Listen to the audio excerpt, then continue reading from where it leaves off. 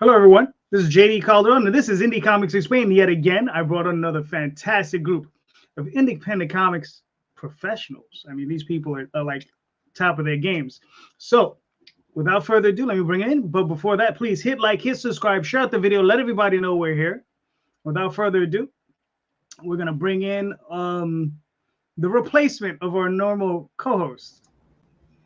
I can't replace Jay. Well, you know what I mean.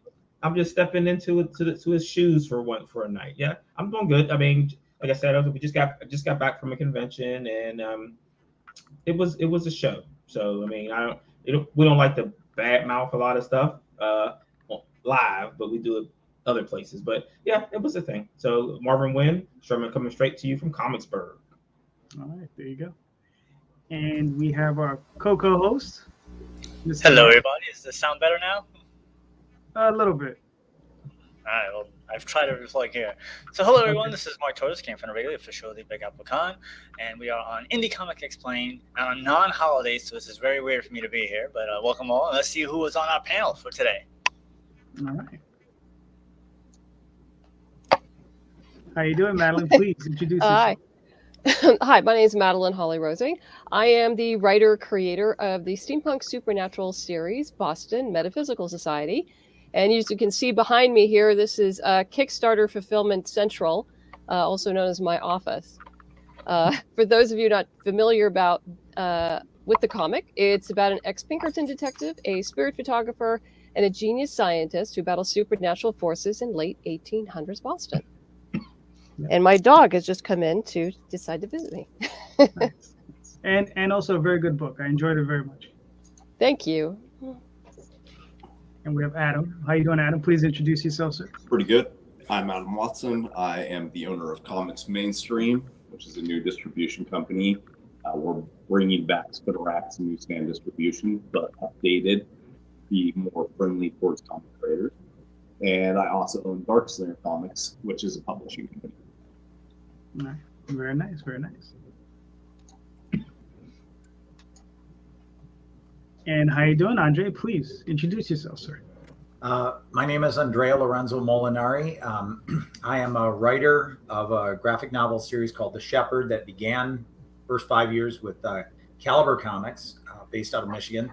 And now I'm with Scout Comics, publishing new material. I'm also the editorial director for Scout Comics. So I work with, so far I've done something like 140 titles that I've edited for Scout since 2020. Very nice, very nice. All right. They keep you busy. Oh, yeah. In fact, just before, by the way, as things would have it, minutes before this whole thing started, I was on the phone with my publisher and the president because despite working on something for an entire month, there was something that was not on the list that should have been on the list. And so now it's a crisis, which, that's the way it works. Yeah, this is it. Right? Worked on it for an entire month, so we wouldn't have a crisis. We did anyway. So there it is. Welcome to crisis management, right? Exactly, yeah. All right, cool. Well, ladies and gentlemen, let's get right into it, right? So, so here we are. So one of the titles of the show is Diamond Comics and the direct market beneficial to indie publishers or indie comic creators in general, right? So that's the question. How's your feeling towards that? Because now we have the world of Kickstarter, we have alternative distributors like Adam, and there's Adam, and there's like 3 or 4 others at this point, similar people doing similar things, offering alternative distribution. There are guys out there like Marvin. Marvin, one of the reasons I had him on today is because, one, he's going through Diamond currently, or he will be in January, right? Yes. And he also self-distributes, and he's contacted over 200 retailers on his own, right? So I find it very interesting that we have this group. Everybody's been in that market, and everybody's in there, right? So, yeah, so my question is, does the direct market benefit indie creators? Let's Madeleine, please, let's start with you. Yeah, I'm kind of a hybrid in all this, and I actually encourage people to become hybrids. I started out self-publishing and going through Kickstarter. I did approach comic book stores initially, Boston Metaphysical is a very niche comic. And so sometimes it can be a hard sell for comic book stores who focus on, DC, Marvel. But then later on, I was picked up by Source Point Press, and they put it through the previews and distribute it through comic book stores that way.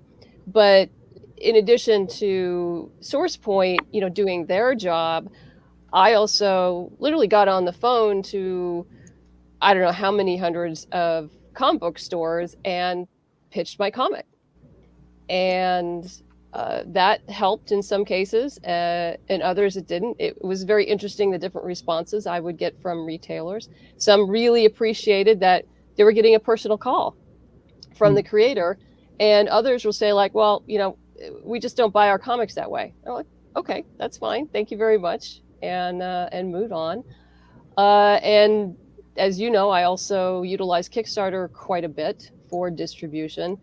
So I don't think there's any one way. I think indie creators should be utilizing multiple platforms. Okay. Fair enough. Adam, what are your thoughts on it? The direct market's beneficial, but Diamond's not. If they were, then I wouldn't exist, and all those other distributors that you mentioned wouldn't exist. They don't exist to work with independent comics. I think Steve Geppe's feelings on independent comics were kind of shown when he bought was it Capital.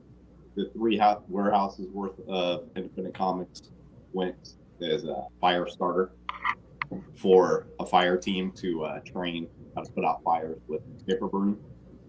So, just simplistic fact. Diamond doesn't do what I want him to do. And I think that's the case for most independent comic creators. Gotcha. Now, going along with that, right? With the going along with Diamond and yourself and so on and so forth. Mm-hmm. I mean, what other avenues do you see opening up? Because I know you distribute not just to regular comic shops, but you have other avenues that you're exploring. So I mean, what avenues are you looking at? All of them.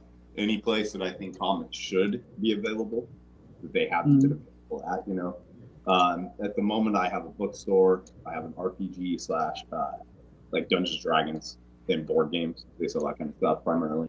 I have a marijuana dispensary, which has actually been our best market thus far for mature themed titles.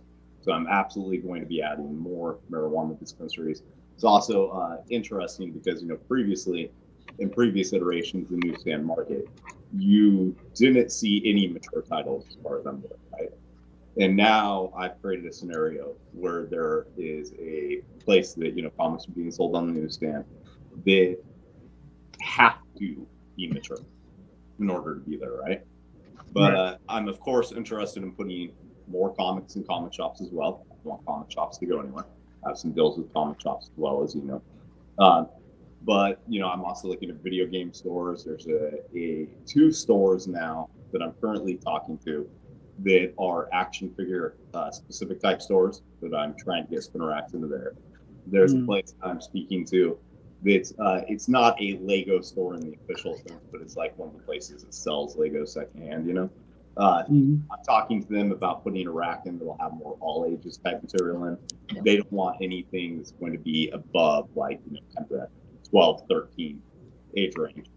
But I think something like the Oswald Chronicles, at least judging by the issue that I have, I think it'd be fine there. But I'd like to make that decision. But basically, I'm just looking for any type of place that I think comics should be available. All right, cool. That's very fair. Andre, how do you feel about it? I mean, you work for Scouts, obviously. Right. Well, I think that Madeleine expresses kind of a feelings that I have. I think that I would advise any comic creator that, you kind of have to use a variety of different methods to get the book out. I think that Diamond, like I'll speak for myself, as a creator, somebody who's creating the comic book, sending it out, through Diamond. We also send out through Lunar and Universal, which is a Canadian distributor. You sell a lot of books through Diamond, and the financial returns, for the number of books that you sell, whereas with Kickstarter, you sell maybe fewer in number, but the financial returns are better. A distributor by their nature is a middleman, right? And with all that implies. Mm-hmm. So I think, ideally one of the things that Scout has tried to do, as a publisher, is that we've really worked hard at driving business to our own website and encouraging comic book stores to buy directly from us. And that's been an adventure, but that's something that we do. We really work on very hard. But we also use the distribution channels, but we just don't rely on them to be the primary source. But I don't know that you can escape them, at least for now. But I think that they're part of the picture, Gotcha. All right. That's one thing I'm trying to cure, by the way, too. You talk about it. You talk about distribution companies like we're something to escape. Well, you can't. I hope. But my whole point is you're going to have to deal with them. Signed on with me want to escape. Hopefully they're looking to build long-term relationships. If you're working with distribution companies that you want to escape, that kind of shows that there's a problem with these other distribution companies. Yeah. Oh, I think, yeah, but here's my point is that the best model is to just sell directly to the customer. Mm-hmm. It's always going to be the best model because you keep the majority of your profit. The trick is how do you get to the direct market? And Kickstarter is a proven way to do that. Now, the flip side of Kickstarter, and Madeleine, I'd love to hear your comments on this, is that, it tends to be a relatively small slice of the population. So you can make quite a bit of money, off that small slice of the population. Whereas you might sell, say, 8,000 or 10,000 books, through Diamond, Lunar, and Universal. You might only sell 300, but you end up walking away with a lot more, significantly more profit through Kickstarter. But Madeleine, please, you know more about this than I do. Yeah, I've run 11 Kickstarters, and number 12 will be next year. So yeah, Kickstarter has helped me. Boston Metaphysical wouldn't exist without Kickstarter. It not only provides a new audience base, but allows us to continue to grow our business. And if I just relied on SourcePoint and Diamond and other direct market avenues, that just wouldn't bring in enough money in order to sustain the business so we could continue producing comics and other things as well. But I'm not poo-pooing that, because in a lot of times folks who find us in a comic book store then find us on Kickstarter, like, wow, I already got that. Let's, they cross over between platforms. And for me, that's great. Or I meet them at a con and they buy more, tchotchkes or whatever of mine at a con because they've seen it at a comic book store. So for me, it's all cross promotion, cross marketing.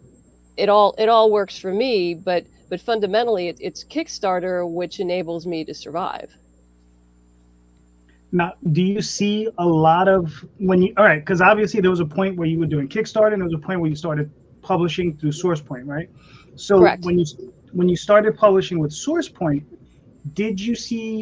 was it a small migration, or did the migration from SourcePoint to your Kickstarters, did you see a significant jump? Was it something that was, that happened over the course of a period?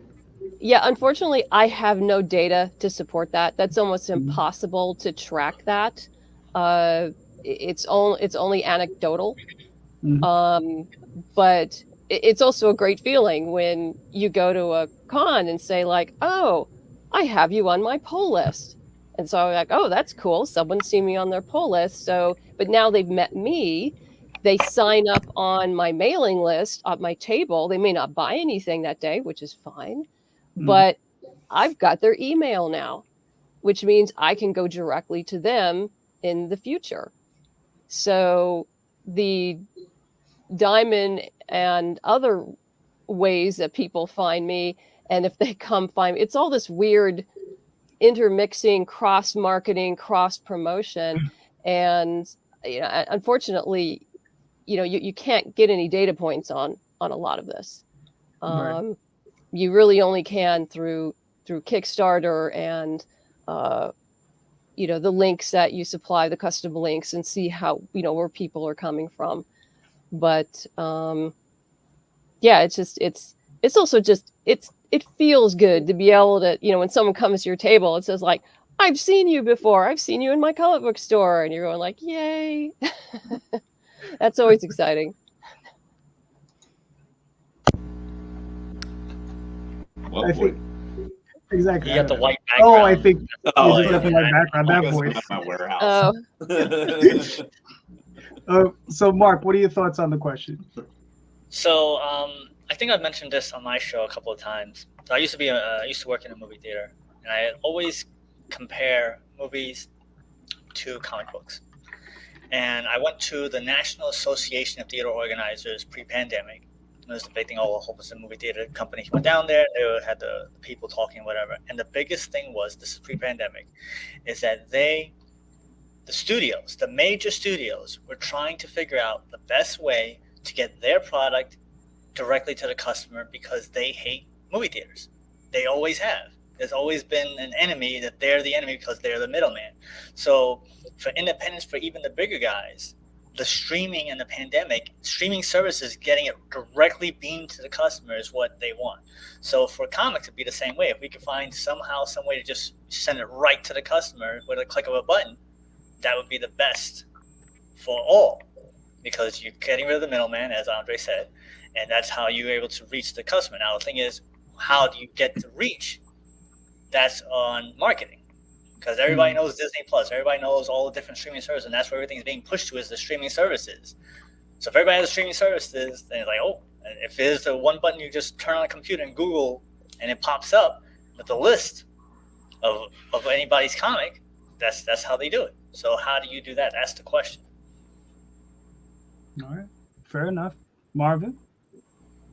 So, I mean, I want to just follow up on what Mark was saying about movie theaters and comics being very similar, and that is how it seems to me. Is that a comic shop is like a movie theater.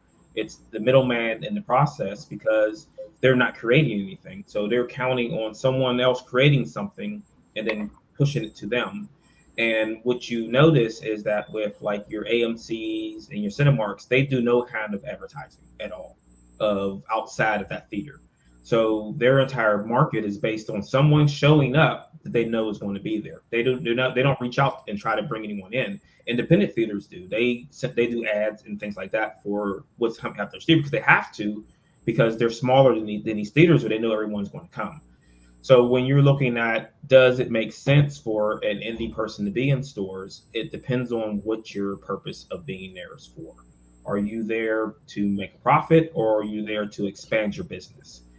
And looking at it from a kind of a weird perspective is that when you're independent, your customers are the store owners, the people that work in the store, and their customers.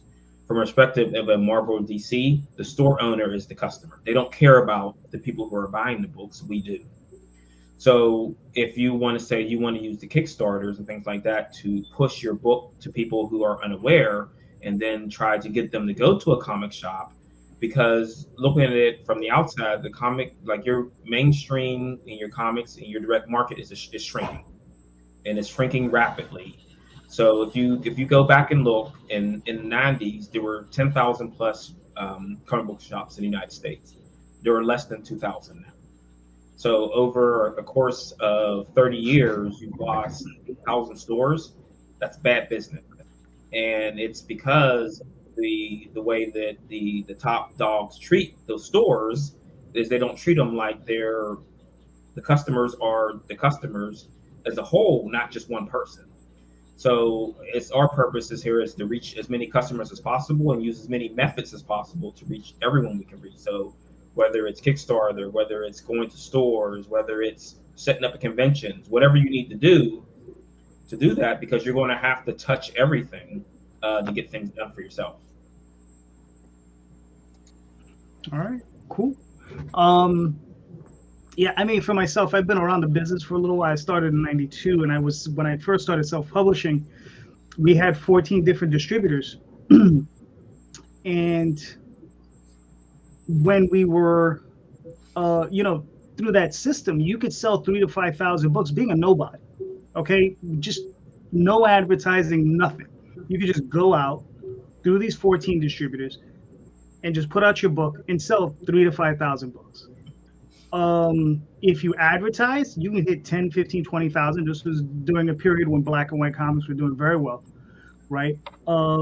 Things changed in the early 90s for that system, but you could still get away with doing that. But once it collapsed down and it was just Diamond, it made it very, very difficult to get into that system. Sales, a lot of independents, when I was still in their catalog, if I was selling 500 or 600 books, I was lucky, right? So, I went from selling 3,000 books to selling, 500 or 600 books, but I only had the one outlet. So, but I still feel there is a benefit to Diamond, because I was there when there was a big distribution pool, and there was a benefit to selling that many books and getting them out there. It worked for us. I mean, I was fortunate enough never to go into the red. I always made a little bit of money, which was good. I was only 19 at the time, so. Well, I mean, I think there's that trust factor is still there for most stores, because before I was in Diamond, when I was contacting stores before, they were like, "Oh yeah, we're interested, but we like you if you were in Diamond. We want to order from Diamond. We want Diamond to be our middle person in this because we don't want to deal directly." And I think that's changed very recently, because now a lot of people are saying that, well, we're willing to go direct now. Can we just get it from you directly so we don't have to go through the middleman now? Right. Mm-hmm. Exactly. So, Marvin, you're up, sir. Oh, you want me to ask a question? Yes, sir. You are the co-host. Co-host on the spot. So, I mean, I think that where we like to go. So, if we're talking about the retail spot of this, actually, Marvin, give me a second. I got another guest to bring. Mr. Kid, how are you, sir? Good. Sorry, I was late. My co-partner was supposed to be here, but apparently he's not here. So I got to put on the big boy pants and come on in. Hi, Travis. Hi, Madeleine. How are you? Good to see you. And you too. Andrea and Marvin, and I don't know Adam, and I know Mark a little bit. So a little bit, yeah. Yep. So please, Travis, introduce yourself, sir. I am Travis Gibb. I do a bunch of books through Orange Cone Productions. Tonight, I think we're talking about stuff in Diamond. So for my Diamond stuff, I've got Coins of Judas for January and February. And then we've got, hopefully, Granite State Punk for Scout in March. And then I've got more Coins of Judas and more Granite State Punk, all sorts of cool stuff for Diamond this year. All right, cool. Marv, please, sir, continue. Okay. So, I was in Baltimore at the Baltimore Comic Con recently, and I got to talk to our Diamond rep, and I missed the summit, but I was able to skim some information from it. So Aftershock business is up 130% because of their ambassador program. So my question is, has anyone else looked into possibly doing something very similar where you are giving incentives to fans to go into comic shops, their local comic shops, and talk up your product? Interesting. All right. Well, Adam, you're up, sir. I've thought about doing stuff like that, but when it comes down to it, I'd rather just hire actual sales reps. I mean, I've thought about creating programs where there's like kickback for fans who get comic shops to order product through us, or help us get a spin rack into places, things like that. Like one of the locations we recently got, I hadn't spoke to the guy at first, Warren Brown, if any of you guys know him. He had talked us up to the shop, and that kind of opened up so like I'd like to do some sort of kickbacks or stuff like that, but I haven't actually sat down and figured out the math on how that works exactly. Gotcha. Andre, how are you handling that? I don't think we're doing anything like that, to be honest with you. Do you think it'd be something that maybe would be something you guys are looking into maybe into the future? Would it be beneficial to your business? I don't know. I really don't. Sometimes I see the orders that come in, from the various shops, and I think, a lot of them, when they order relatively small, 3 to 5. It seems to be a pretty common number, 3 to 5 copies of a given issue of a particular book. Right. I think a lot of it is that, they're worried about how many they can sell. So they tend to take a more of a, conservative approach to it. So how to move that? Yeah. Yeah. Good Yeah. question. I mean, exactly. Yeah. So, to go along with Marvin's question, for you, Andre, because obviously you're there and you're right in the middle of it. So, do you if you had someone talking it up to the retailers, do you think maybe you could push that number, say from 3 to 5 to maybe 6 to 10? You know what I mean? And how would that affect you guys? Do you think that would that be something that, I don't know, you could explore in the future? It could be discussed. I guess the problem with that is that let's say you have somebody come in, you have basically anecdotal. What it might benefit is that I think it would do more for shops that maybe don't buy any Scout comics or fill in the blank, whatever the company happens to be, whether it's Source Point or Orange Cone or whatever. Right. It raises maybe some awareness, and having somebody say to them, "Hey, I've read this book and I thought it was really good. I don't see it on your shelf. You should consider ordering it," kind of thing. One of the problems that you tend to run into with smaller presses is that, unlike DC and Marvel, who has, like Detective Comics, it's a monthly, like with Scout, we have very few that are what you would call a monthly comic, like By the Horns, for example. I'm not even sure that we have any besides them that do it on a monthly basis. Most of ours tend to be either one shots or miniseries. Like even with the Shepherd, what I do is typically, we do a miniseries. So it's like this last year we did a 3-issue arc and a one shot. Right.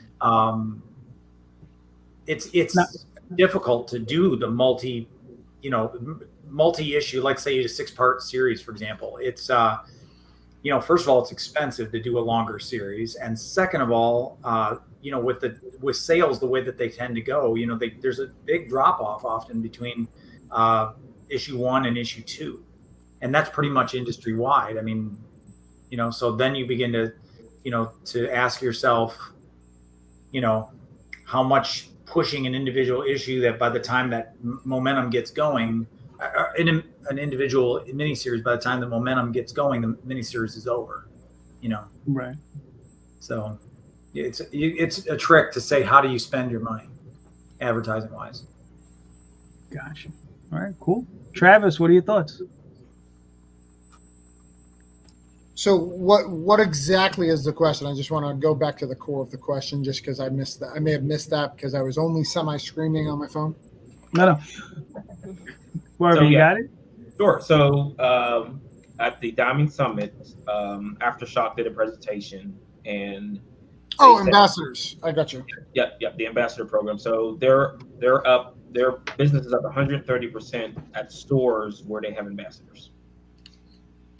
With one of the companies that I'm working with, Bandit Bards, they're trying that. They have a street team that goes out and does stuff, and it's doing okay. It's got me into a couple of stores and got me to do some stuff.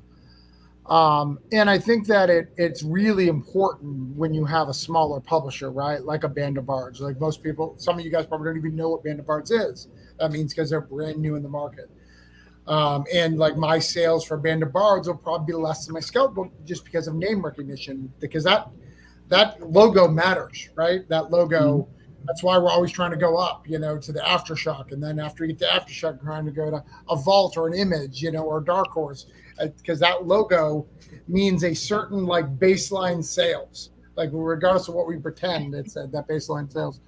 So I think that's important, but I think that one of the things I do think that once you can get a store to pay attention to that section of a catalog, it opens everything up, right? Like if you can get one hit under a brand, the rest of that publishing line does well. I mean, look at Second Sight. It blew up for a little bit. I know it wasn't around for a little bit, but because it had a couple of small little blips, they got Jonathan Hendricks' next book, things like that. I think that matters. And I think street teams are important, but it's really hard to talk to comic stores these days because when you go in, used to be just competing on their next order, but now they're doing online auctions, they're doing whatnot shows, they're doing auctions in the back. So talking to that guy is really, really hard these days to get that ambassador. So you really got to build a strong fan base on the core to even get that conversation, to get a couple of your people ordering it, and then you can have those conversations, in my opinion. Interesting. Madeleine, you have any thoughts on it? Yeah, I'm not really familiar with the ambassador program at all, so it would be difficult for me to comment on that.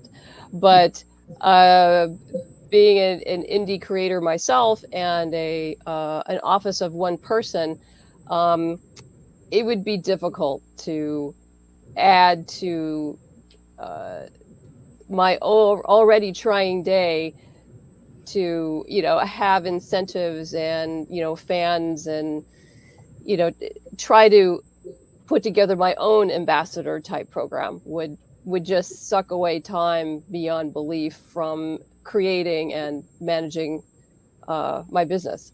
So yeah, I have to leave that to my partners, and in this case is SourcePoint and Travis. I have heard of Band of Bards. Since I do have I have a short in the Darkness of Purity anthology, so I'm actually looking forward. Everyone should get that, by the way.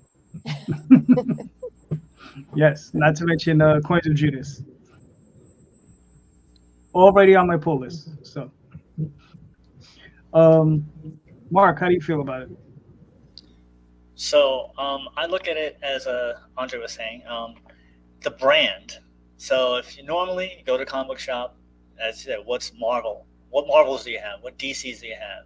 You say, well, and then it's independent is a giant ball of everybody else. So unless you have a constant flow of a product from the independents, it's going to be a varied thing. So if you have people going in as a brand ambassador, I think what was it, Geico, they call them brand ambassadors, and they have people walking around talking about Geicos, but it's a brand and everything's under that umbrella. And because everybody's an individual thing, it's extremely hard in my mind to get any type of brand ambassador, because basically they're selling you, not an independent. And that's already a problem, because big name, and then Bob and Frank and Ed and Larry and George, how's it going to get everything? How is that going to do? So I think it's difficult to get a brand ambassador for yourself unless you're with a company that produces a similar type of product that you do. So if, let's say, you do all horror comics, if it's a horror independent company, then they'll know that each month they're getting a horror thing, and then you can join in on that little brand. That's interesting. Yeah, I mean, for myself, I feel that as independent publishers, we're all just like single individual units, right? If it was just myself, it would be easier to tag up with a bunch of other publishers who are selling fantasy books, because that's what I primarily am into. So it's to find a group and maybe get a small group of fantasy publishers together. And the system that I was told about, this is JD was the normal co-host, but he's off playing with children today. Good luck with that, Jay. Have fun. His niece and nephew. Right at all. No, his niece and nephew are visiting, and he's spending family time. What is wrong with you, Mark? But one of the things he said that what I think Aftershock does is they give goodies to their brand representatives. So they'll give them some books, they'll give them some T-shirts, they'll give them some nice stuff. Maybe some autographed books, that sort of thing. And get maybe a small community with a small pile, and then you maybe get some individuals, maybe 15, 20 people together.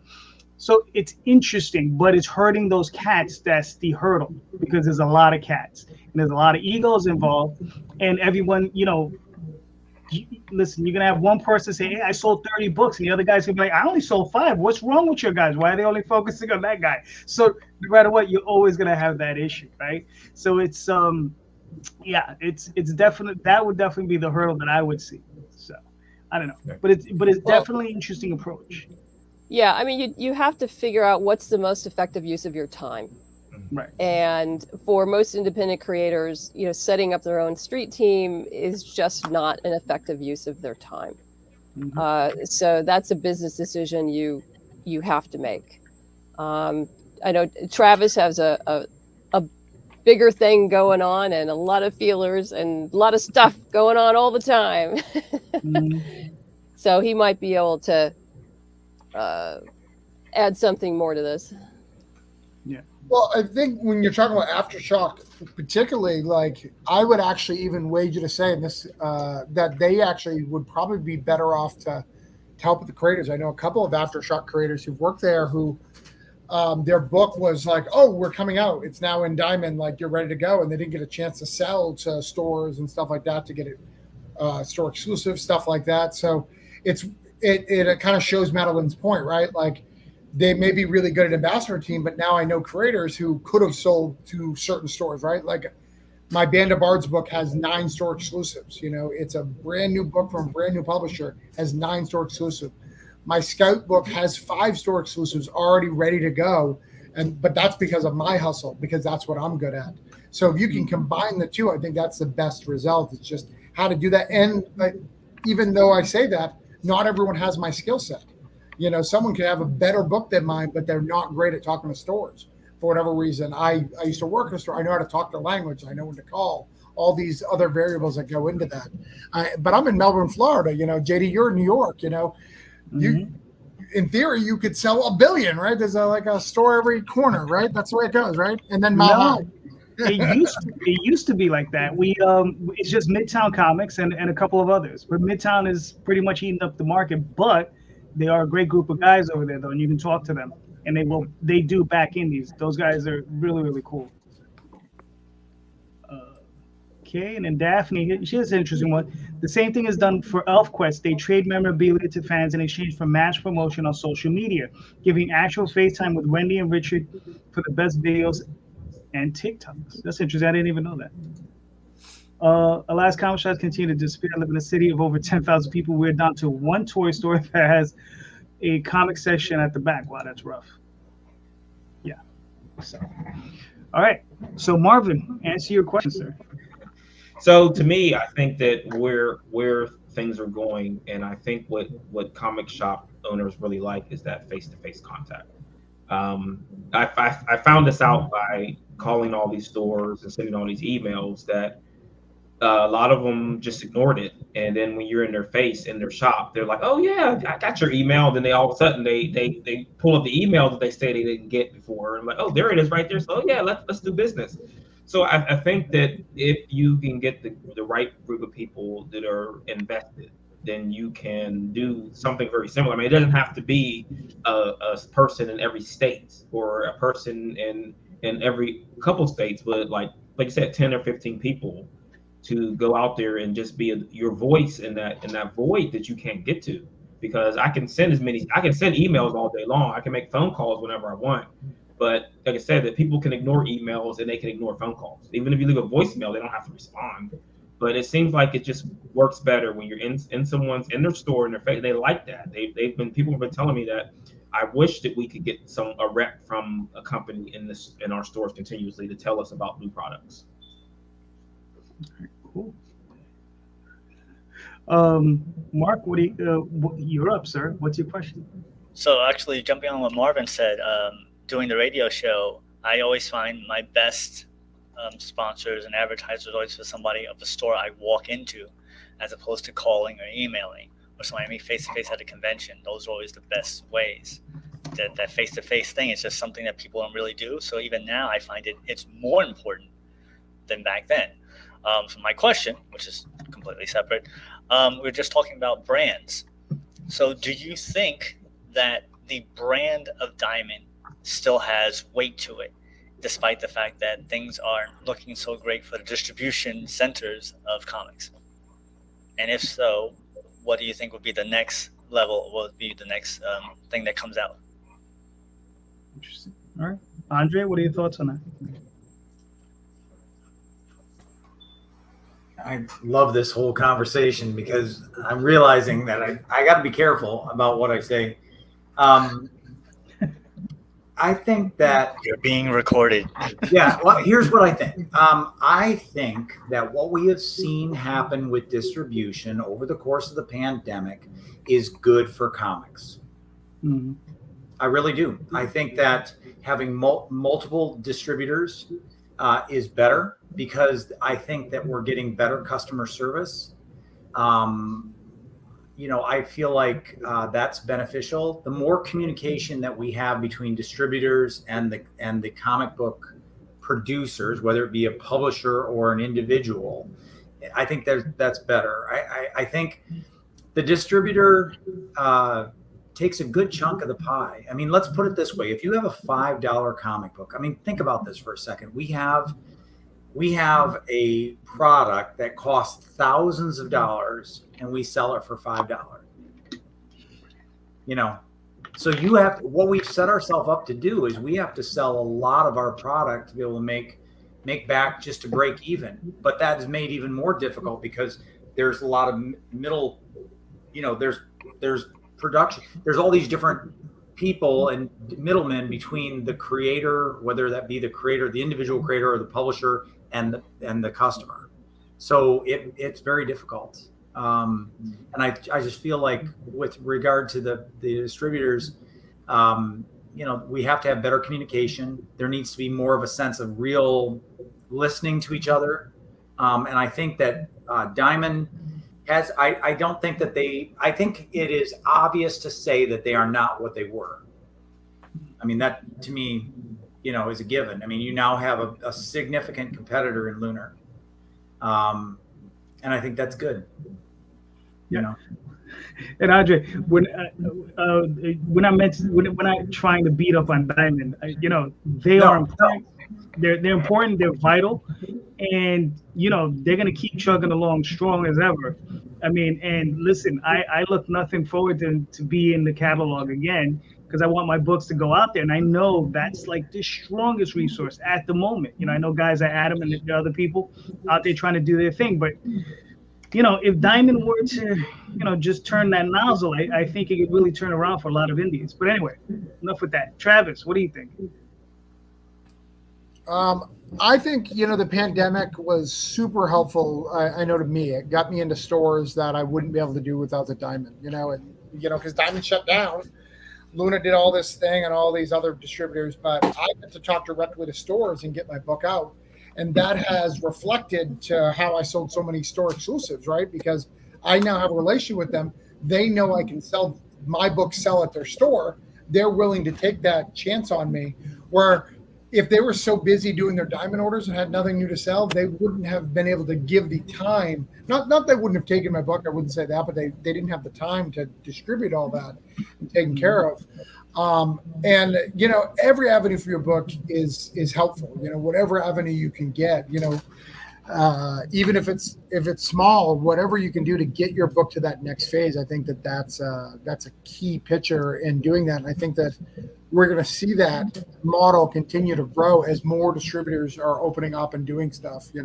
I know that Canadian distributor, I can't think of their name, has doubled the amount of books that they had compared to last year because of the little opening for Diamond. When that shell cracked, everyone's like, wait, there's other opportunities? Yeah, guys, come on. So I think there's some stuff. I think as long as you don't want to sell it at Spencer's Gifts, you're safe. Right, JD? This is very, very true. Yes, very, very true. No shade, just comments. Listen, the dream was real. Right. That's the only part of it there was. Right. So, Madeleine, what are your thoughts on that? As I talked about earlier, I'm a big fan of hybridization. I don't think you should put all your eggs in one basket. I think you should be using a combination of Kickstarter, a publisher, if that's feasible, direct retail through, what Adam is doing, or contacting comic book stores yourself. I mean, I've done all of the above, and I still do all of the above. So I don't think there's any one way. And Diamond, yeah, I think Andre's completely right. Diamond is not as weighty as it used to be in the past, but it's still important. Mm-hmm. And come on, you guys, you don't tell me you're not psyched when you see your stuff in the preview catalog. I mean, come on. Adam, what are you thinking? So the question is, does Diamond carry as much weight as a brand as it used to? Yes. Do you find that it's a brand that has weight and it means something to be in that category? Over the last couple of years, GFE has invested less money into Diamond and more money into things like new collectible grading companies. I think it's pretty obvious that they even know it doesn't carry the brand weight that it used to, because they're pivoting to do other things, right? They're looking to open up an Overstreet version of CGC. They're not looking to do this warehouse base, anything like that. No, I think it's pretty obvious that. So the follow-up is, what do you think would be taking its place? Well, If hopefully me, Well said. Nice. All right, cool. Marvin, what are you thinking? Build something new, just for the record. Right. I think that you can look at this from multiple ways, and there's an external and internal look at this. And looking at things internally, because now that I have that code and I've got that email and I've got that password, I can look at some of the inner workings of things, and I have questions, I'll say, as far as that. But when you're looking at externally from a retail perspective, there are still the stores that are beholden still to that brand name. I know they'll use Lunar because they don't have a choice, because now you've got DC there. They'll use Random House Penguin. Well, I guess it's just Penguin again because that deal didn't go through, but they'll use them because they have to for Marvel. But if they could just use Diamond, they would, because a lot of these places only want to deal with one source. Even though they order games, and generally when you're ordering games, it's from multiple. You're not just getting one distributor for games. They just only want to deal with that because of logistics. I don't want to have multiple invoices. I don't want to have to log into a lot of different things. But in looking at it from the Diamond side, is that they really need to get into 2010. They haven't made it 2010 yet, as far as their website, as far as the way that they do things is still back in the past. And they got it, like Comics Hub got a jump on them with being able to let you log into a website and put an order in. Now they're able to do that, but like they're still trailing behind other products that have come in and did that for them, from a store ordering and from a customer base too. Interesting. Okay. I would add to that too. One of the things that they do to new distributors. So when they lost Marvel, they panicked a little bit. And I'm not going to give all the horror stories, but they signed in a bunch of publishers, and a lot of those publishers did wrong. So now they don't trust publishers coming in, and it actually takes like a few months before you can get on FOC. In the majority of stores, so for those listening don't know it, that's final order cutoff. Mm-hmm. So that a lot of people don't even go to their initial previews book anymore. That's gone the way of the dodo. They only look on FOC. So if your book never makes it to FOC, you don't even get a chance to order. Yep. And that's a paid, if I'm not mistaken, even to be on FOC. It's not a lot of money, but it's like $100 or something. Do you know that, Andrea? I think FOC is a charge, yeah. But you're not even eligible if you're a new publisher, so you got no shot. So that's something I want to add, which makes it really tough if you're partnering with this new publisher and then they don't even have all the tools to be able to make you successful. Oh, that's interesting. That's a new one, you know. Can I ask something there? No, of course. Is the $100 fee, like, how do they justify that? Is it an advertising cost, or what is that? Because that's actually the first time I'm hearing about that. And again, I don't know if it's $100. I think there is a fee to be on FOC. I think it's basically you're paying them to say you can adjust your order at any time, so you don't have to just put it out the thing. You could do it right before. So because they should have, so FOC means they could have already placed that order in January. They placed it with the comic store. FOC means that they had to order extra just in case you reduced it or added to it. I think that's that more of what I meant is like for just accounting purposes, what do they claim the $100 fee is? I think that's it. The risk that they're taking to order more copies that you may add or remove on your thing closer to release date. I think that's where that money comes in. Yeah, it might be just a listing cost. You know what I mean? I could imagine them just a listing cost. I would just like just to type your name in or type the book's name in to the list. That's probably what it is. You know, they got a guy at a computer and they got to pay him. So, but yeah, I don't know. I think Diamond does carry a lot of weight. I think they're going to continue to carry a lot of weight. Regardless, they still have access to the 2,000 stores that are out there, so they're valuable because of that. So. Yeah, but yeah, they're not the juggernaut they once were, but they're still very sizable. So, I think that's how that's rolling. Mark, what are your thoughts on your own question?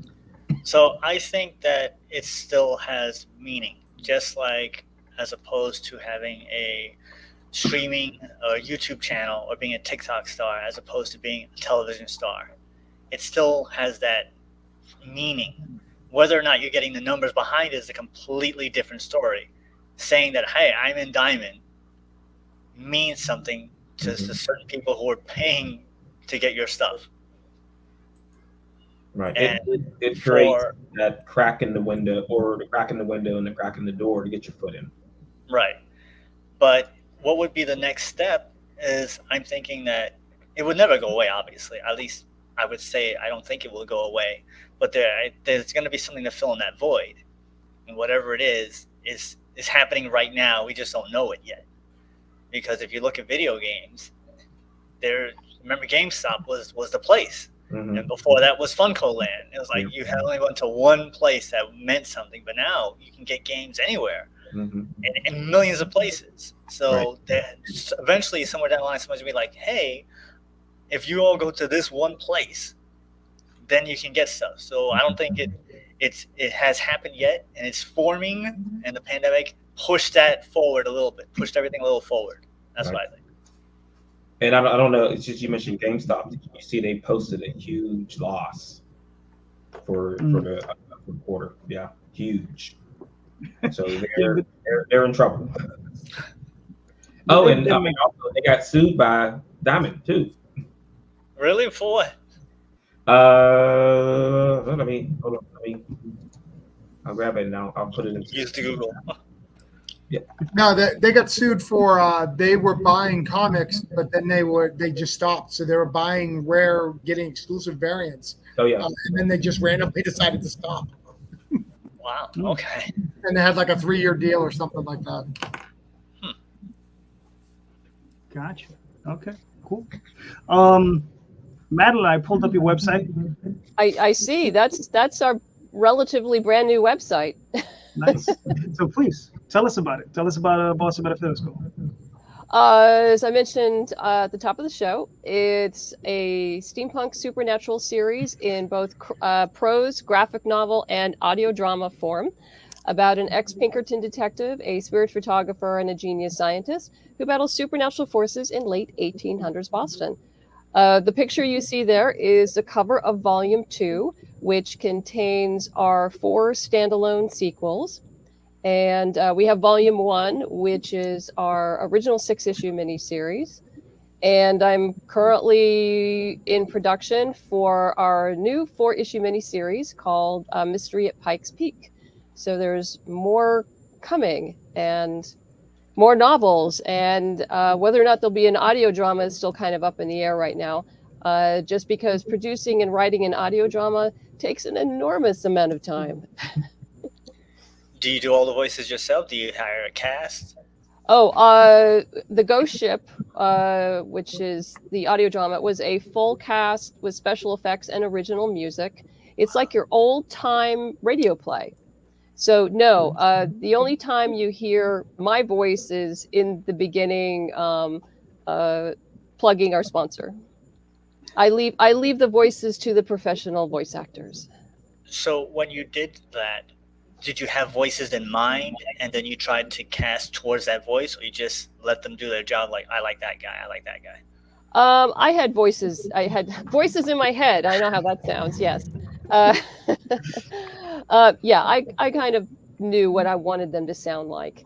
And we got a marvelous cast of actors. They were just amazing.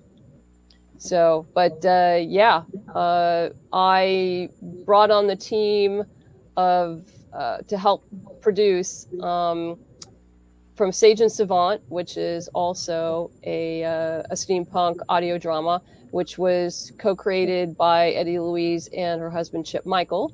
And Eddie Louise was the script editor and mentor for me, since it was the first time I had done this. And Chip was our director and our audio engineer. Fortunately, I come from a film and TV background, so producing was not alien to me, and I fell into that pretty quickly. For those of you, being a producer is not glamorous at all. It's mostly contract scheduling, and of course I wrote it, so yeah. It was just we had a very lean production team of 3 people. And there you see the on the far right side, the cover for Volume 1, our 6-issue miniseries, and then 3 of our standalone sequels: Scourge the Mechanical Man, Spirit of Rebellion, and Ghosts and Demons. And then the last standalone is Book of Demons. So when do you expect the next Kickstarter to launch? I'm looking at right now end of February, early March. All right, cool. And the plan is to have the first 2 issues, kickstart the first 2 issues in the spring, and the last 2 issues in the fall. So people don't have to wait that long to get to the end, to have the whole story. All right, very nice. Now, just out of curiosity, how many issues do you produce a year? Are you looking to produce a year? Well, when we were doing the one-shots, it was just 1 a year. And then next year, we started production of the 4-issue miniseries this year. We're just about done with issue 1, and then my new artist will be starting issue 2, hopefully, before the end of the year. So it should all be done relatively on time. Okay. Cool. Very nice. Very nice. Yeah. Awesome. I mean, looking forward to it as usual. Thank you. All right. So don't mind me. I have to start hiring someone to. Well, I should probably. Marvin's supposed to fill the time as a co-host while JD's playing with the buttons. All right. He didn't even give me a wrench. I'm not even a wrench. Yeah, I know. Daphne keeps complaining to me about. I don't give anybody wrenches. Nobody gets to look at the back room. All right. Did I pull? All right, Andrea. So I pulled up the Shepherd. Andre? Yes. Yeah. So please, I mean, tell me about the Shepherd. The Shepherd is what's the technical term for him is a psychopomp. It's a very fancy Greek term for guide of souls in the afterlife. Very common mythological figure in a variety of different religions and different cultures. they basically serve as like tour guides. If you are familiar with Dante's Divine Comedy, the Inferno, the Purgatorio, the Paradiso, in the Inferno in particular, you have Virgil that is guiding Dante through the different layers, levels, rings of hell. And that this idea, somebody like Charon, the boatman, is another example of a psychopath. Anyway, the Shepherd is a series of essentially ghost stories where he works with souls in the middle place, which we call the seam, and helps them resolve the things that they need to resolve so that they can move on. So far, we have 3 volumes published. The first 2, Apokatastasis and the Path of Souls, which you see on that screen right there, were originally published with Caliber Comics. They've since been republished with Scout with a lot of new material, and new covers. And then we just published 4 issues this year, volume 3, a 3-issue miniseries called The Valentine, and then a one-shot called The Pit. And we're getting ready to publish our 4th graphic novel coming out next year, which is called The Tether. And then we have one that we're putting the finishing touches on for the next year, which is called The Burning Maid. Nice. Now, are you releasing them first as individual issues, or are you just going straight to graphic novel? We do them different ways. Scout has a program that they call Nonstop, which is where they release issue 1, and then they go right to the trade from there. And the thought process is that issue 1s are where we consistently get our best sales. And we tend to lose money on the production costs with issues 2 and onward. Now, eventually you do make it up because, we do things like title boxes, and we bring those together and package them. And there's lots of different ways that we eventually make that all up. But we find that the best path for us is often, not always, but often, to do that nonstop, where you get all the benefits of the variant covers and the collectability of issue 1, and then you go right to the trade, which is evergreen, and you can sell the entire story as it is. So now the first 2 volumes, volume 1, volume 2, we went that route with the nonstop, but volume 3 there, those all, as you can see, came out as individual issues. Gotcha. Would you consider this kind of like a updated Highway to Heaven with a little more supernatural to it? You could compare it to that, except for most of the stories take place in the afterlife. So you could compare it to that.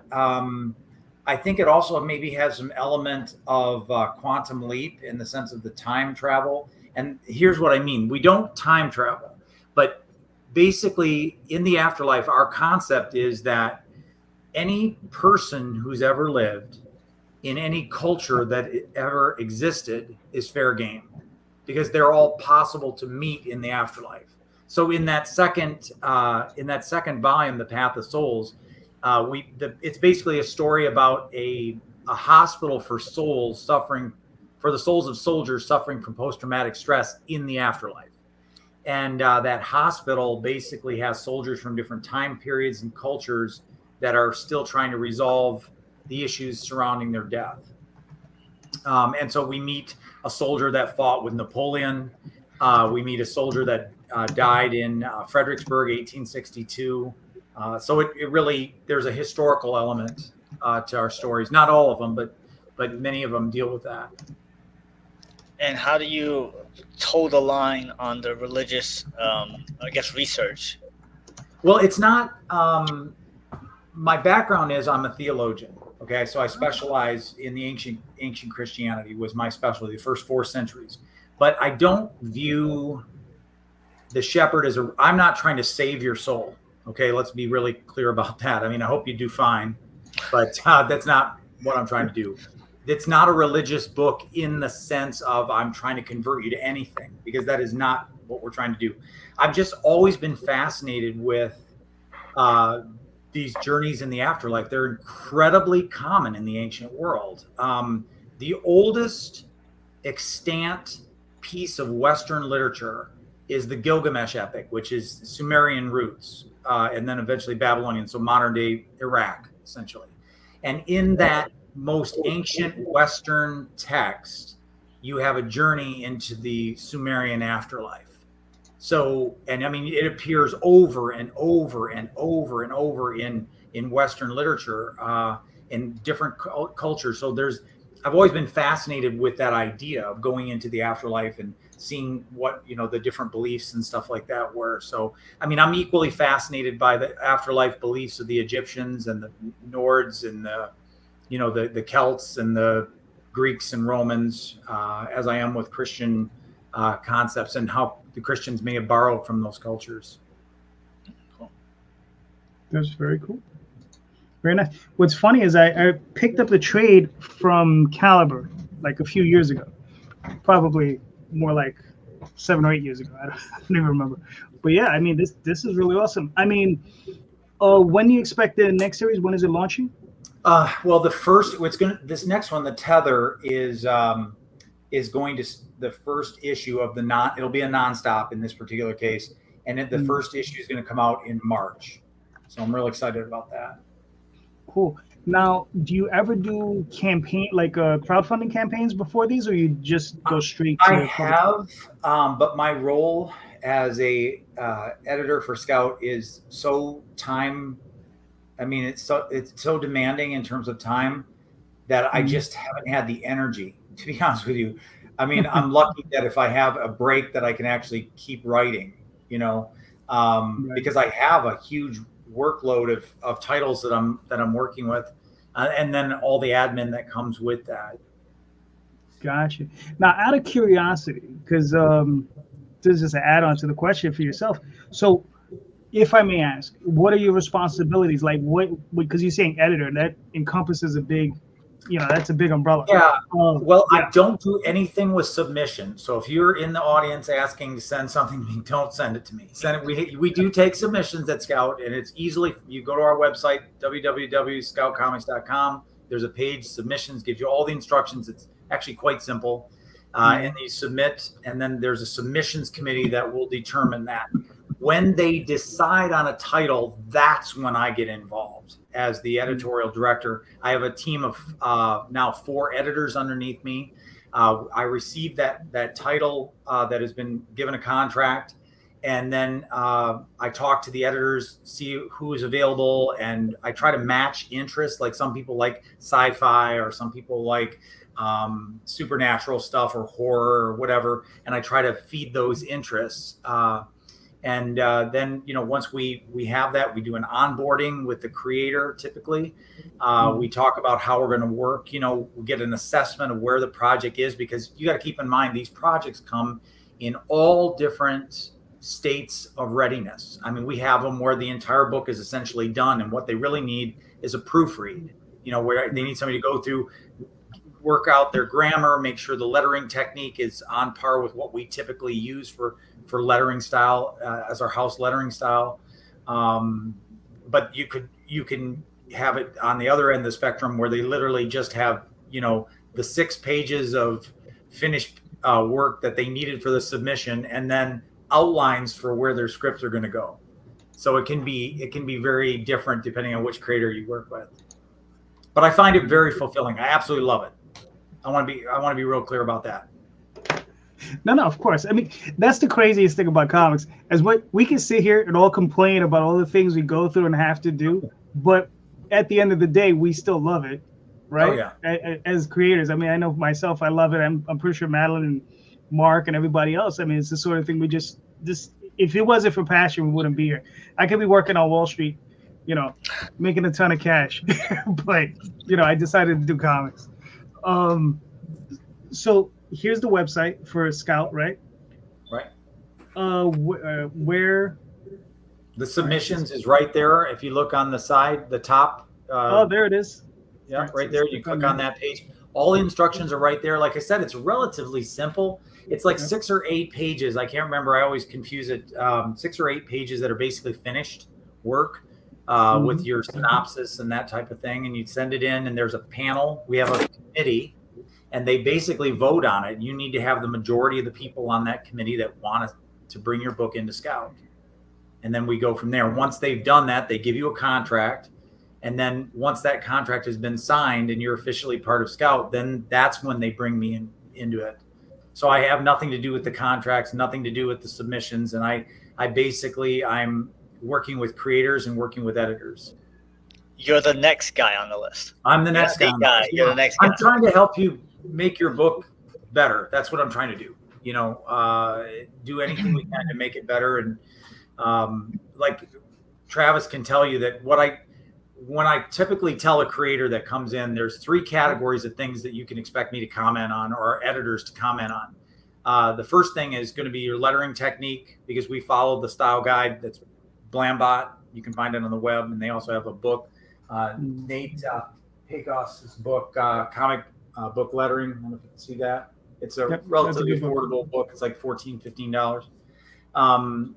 So there's the lettering technique that we'll comment on. Then, of course, punctuation, grammar, and then, of course, your story.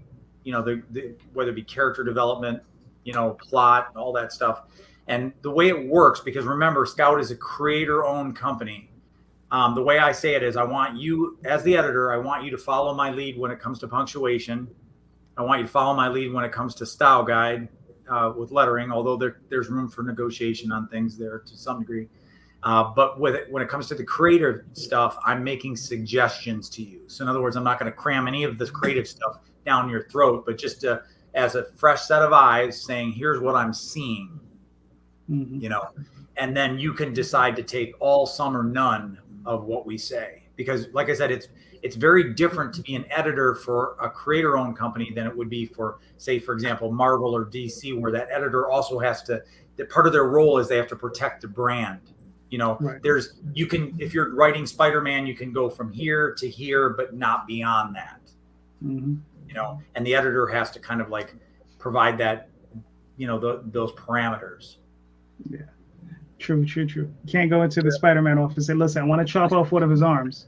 Yeah, and you gotta, unless he's going to grow it back by the end of that story arc or shortly thereafter. Does it matter if the books are black and white, or you take the submissions are either way, black and white? No, we do take black and white books. There's a book we're running out right now called the Blade in the Dark, which is a black and white. It's like a samurai, like Kurosawa meets Cthulhu kind of vibe to it. And that's a black and white.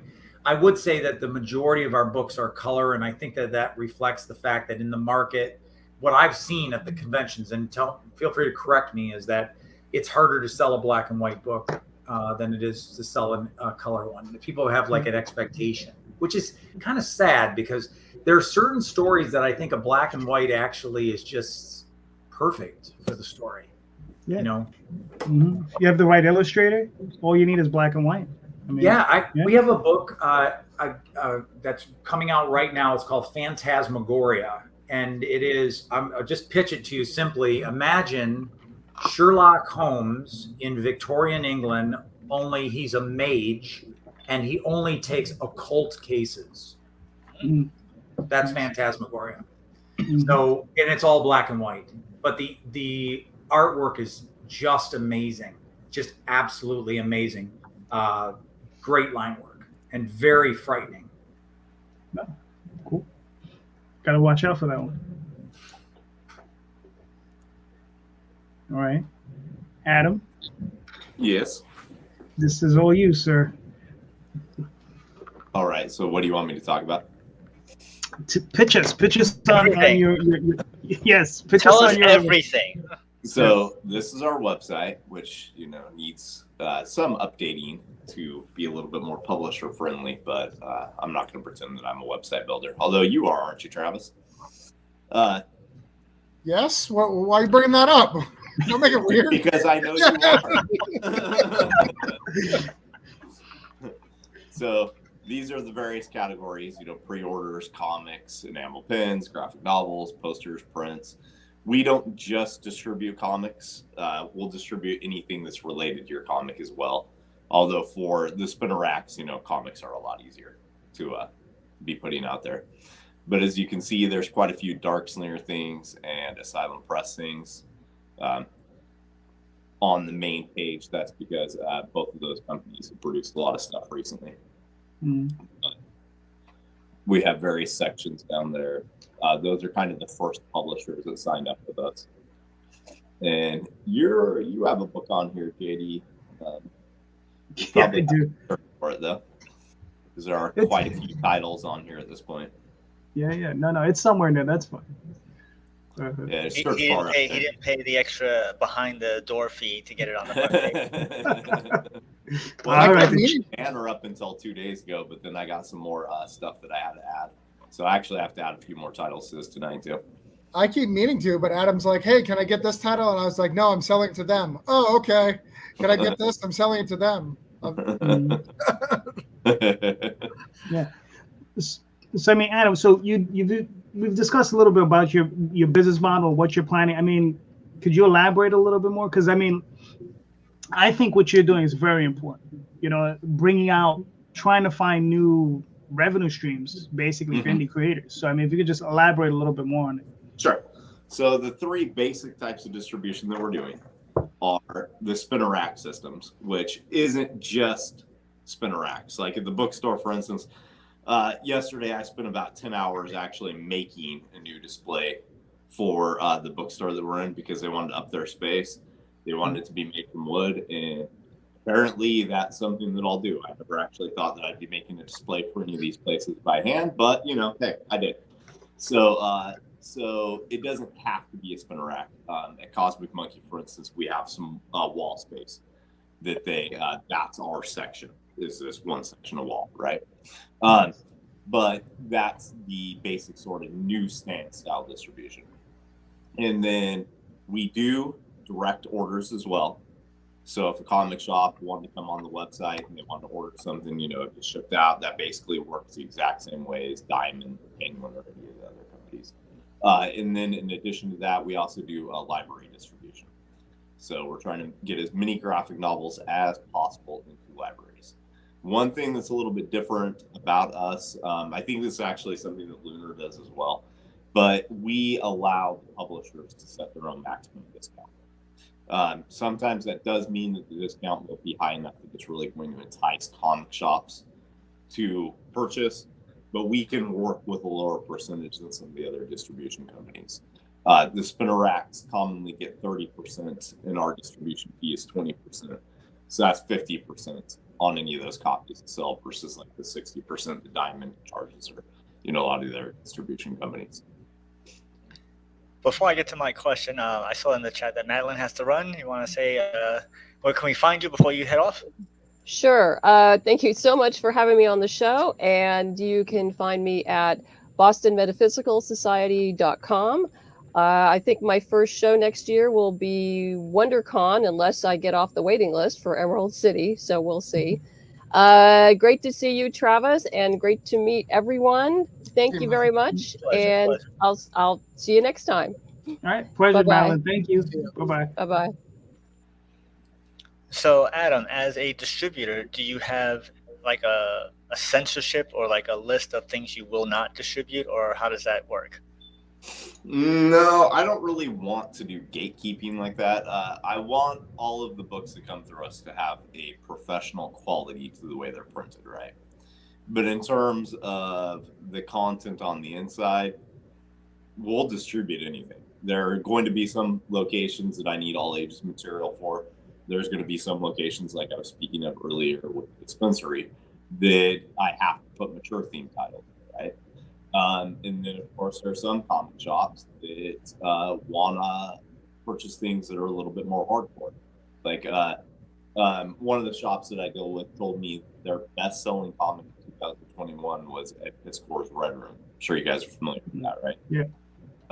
And I hadn't heard of it at the time that he told me about it. And I asked what it was about, and he said it was basically torture porn. So I don't know how accurate that is. I haven't read it yet. But you know, that was the number one selling title, right? I'm not going to judge what a comic shop wants to carry or what any location wants to carry. So we carry all different items. As long as there's nothing illegal about it, then, you know, I'll carry it. And would you carry stuff that is someone else is distributing also? Oh, yeah, of course. Of course, like Asylum right here. He is also with Diamond, and I think he might be with Universal. But we have a few different publishers that are also with Diamond. I think we have one who's with Lunar. That it doesn't matter to me where you distribute your books. So does that make it more difficult if two places are selling the same book to the same place? Or are you always going for just, I want to go to alternative places? Not really. The locations that we have that we're already purchasing some of the books through Diamond, I've actually had no problem with convincing them to carry them through us instead. So that's not something that's been a big barrier, really. One of them, before they had switched over, wanted to wait until the orders that they had placed had kind of already came out and all that, and then they were going to switch over to us. But that's not an issue that I've had. I've had no problem convincing them to go through me instead of Diamond, honestly. Okay. I guess my final question is, where do you come up with the ideas of where to get comic books or pop culture stuff into? Are you just sitting there thinking, a donut shop would be a really cool idea, or is it just something that you have just thought of over the years? Well, I've spent 15 years creating this plan. So that's a lot of time to be driving past places and be like, oh, you know, that kind of place, oh, that kind of place, that kind of place, right? But the reality is if I see a place and I think, hey, comics should be sold there, I'll just stop and shout them up. And, you know, you guys are never going to hear about the 19 that are just like get lost. You're going to hear about the one that's like, oh, you know, maybe. And then it goes somewhere, right? That's when you hear about it. But you know, I'll stop by and shout out pretty much anybody if I think it's a location that makes sense. And then there's some vetting that I need to do in terms of, you know, is this a place that people are actually coming into, things like that, right? Gotcha. I mean, yeah, no, that's awesome. Now, you're already in the locations you're in, and how do you find expanding out? Because I mean, I'm pretty sure like you have your area. Like, are you traveling out 100 miles, 200 miles from your location? I mean, what are you looking at? So far, the farthest away, the location that's the farthest away that I have is in St. Helens. It's Comics and Games. That's, I think it takes me about 2 hours to drive from here. I'm willing to go farther than that. That's just the farthest out that I have currently. And I would like to find a few locations between the warehouse and excuse me, to kind of add so that, you know, while I'm heading to Pantheon, I can also do this place and this place, right? But I have plans within 5 years to be national. If it goes according to plan, it'll take about 5 years before fully national with the spinner house. Gotcha. Nice. So I have no interest in just staying regional. You know, I'm not planning to just stay in Oregon. It's just where I live, so that's where I started. No, of course. I mean, it only makes sense. I mean, you know, you're not gonna start in like Miami, right? Right. This is an interesting question. Do you offer exclusive distribution? I can't speak. Exclusive distribution, and if so, what are the perks that might be there? Hey Ben, if people look at your Kickstarter, they're gonna know that you know me. No, we don't do. That's a brand ambassador right there. Right? Yeah, Ben could be actually. So we don't do any sort of exclusivity currently. As a publisher, I'm not a fan of exclusivity agreements. I don't want to sign them, so I'm not looking to make anybody sign something that I wouldn't want to sign myself. Gotcha. Okay. Well, I mean, it makes sense. You know, I mean, you have to keep your options open, right? Right. But, you know, that being said, I'm not looking to go through another distributor my own self. So, you know, I'm exclusive to me. I know that. Right. Oh, and what's the title of your book? What's the book you create? Ghost Assassin, Chronicles of Von Helsing. We put a one-shot graphic novel out a while back called Who Will Save the World. Have a all-ages title called Mini Slingers, one that's kind of in between all ages and mature called El Bovine Muerte, and a whole host of other things that are in various stages of completion that I don't want to talk about at the moment. But those are the titles that I kind of talk about. All right, cool. All right, Travis, sir, you're up. These are books. I did them. They're cool. The end. We're done, right? That's it. We're done. Best sales pitch ever. Yes, they're awesome. Buy them now. Sorry, my whole family just came in. They were out Christmas shopping, so it may get loud for a second. But Coins of Judas is my first superhero book, basically. It's about when the 30 pieces of silver gets slammed down for I see he's already here. When the 30 pieces of silver got slammed down in front of the Pharisees. Shh. You can't. Yes, you can have my phone. He said yes. Hold on. There you go. That's how you handle that. That's called distribution. So he had something I needed. I gave it to him.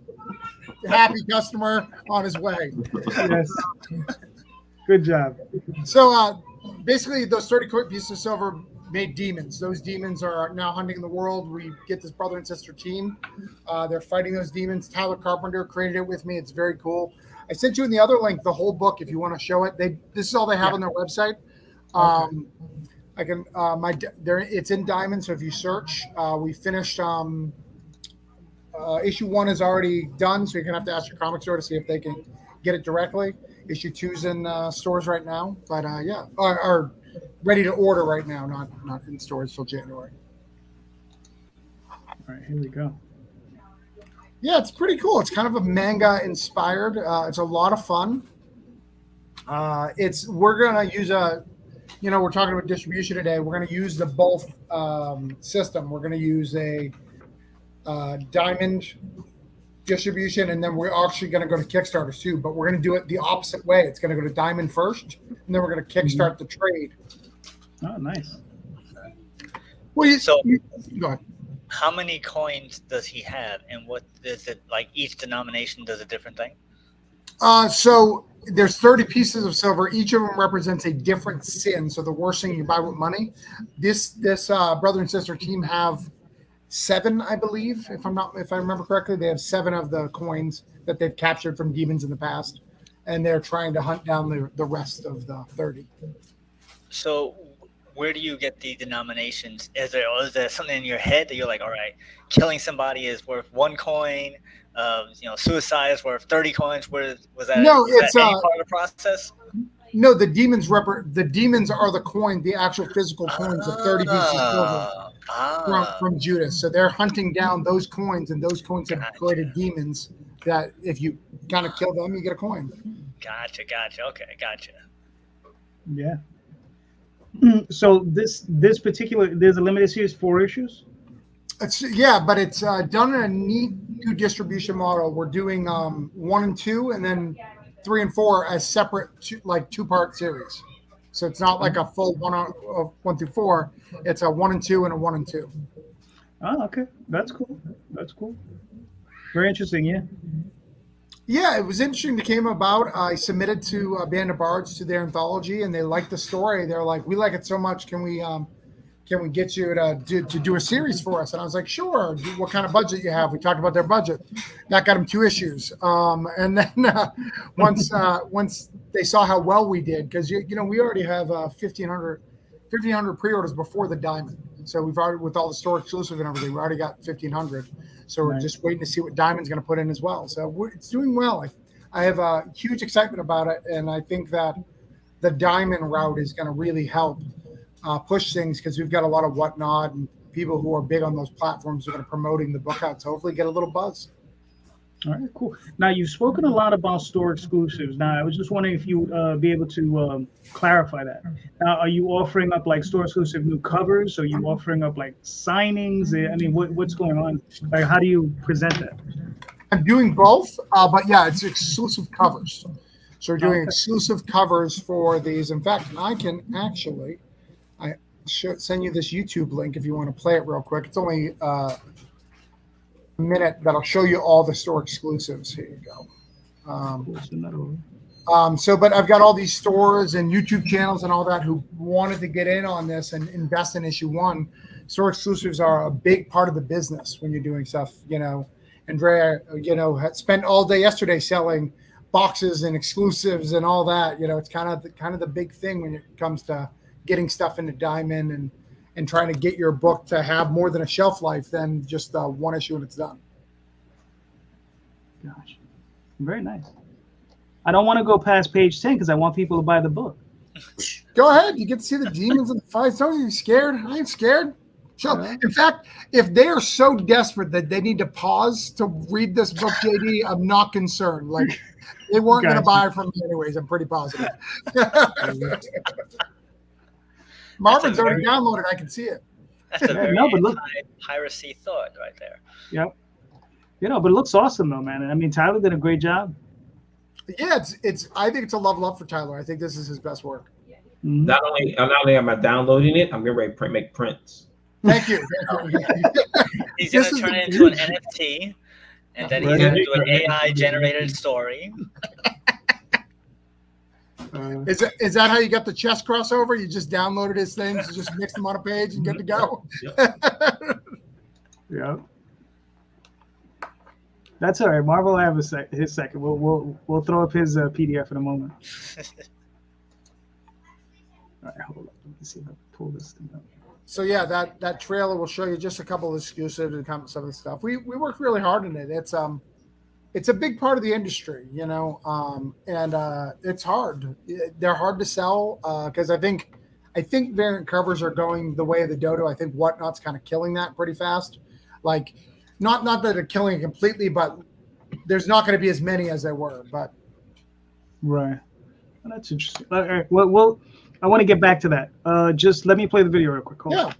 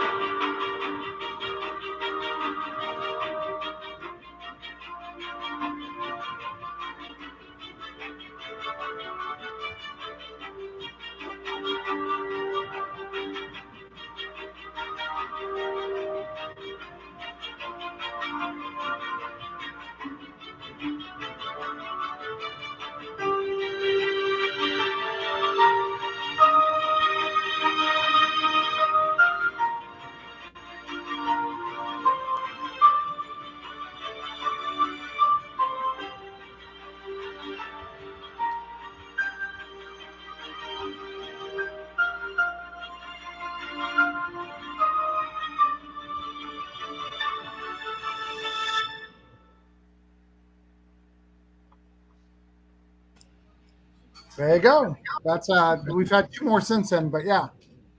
All right, cool. Damn YouTube. This, you know, you run the video and they just give you a commercial afterwards. So I was gonna ask you. I mean, the store exclusive. So, I mean, listen, for everybody that listens. I mean, you know, we got a lot of self-publishers that listen. Yeah. So I mean, what do you like? What are your tactics to sell to like a store? You approach a new retailer. You're like, hey man, you know, how do you pitch that to them? Mostly it's selling me, right? It's if you invest in me, I'll invest in you. Meaning, if you're close enough, I'll do a signing. If you need me to do YouTube videos, I'll help you sell these books. And I think that's all they need really is that extra, like, hey, are we just going to be stuck with these, or are you gonna back it up? How are you going to back it up? It's showing them the property and really having communication of what their needs are. One of the things that helped me with Band of Bards is I knew it was a new property. I knew it was a new publisher. So I got them to do a minimum order of 50, which helped out tremendously. You know, because a lot of stores will take a risk on 50. If you look at Scout, I believe, if I'm not mistaken, it's 250 for the minimum. So that's a bigger risk, right? Like 250, you got to really invest in this property to go. Where if you can get that 50 thing, all right, if they get stuck with 50, it's not crazy amounts of money to allow them to help grow their business and try something new. So that's kind of the tactic. And I private message them and show them stuff, and I connect them with high level art. If you guys are in the circle, you know, Rich Woodall's in there. He does a bunch of books for Black Caravan. We got Carmeline, who used to do Buffy. We've got a lot of really cool people who are doing these covers, which I think helped as well. As I asked my friends to give a decent rate to make it so it's really enticing and really affordable for people to do something cool.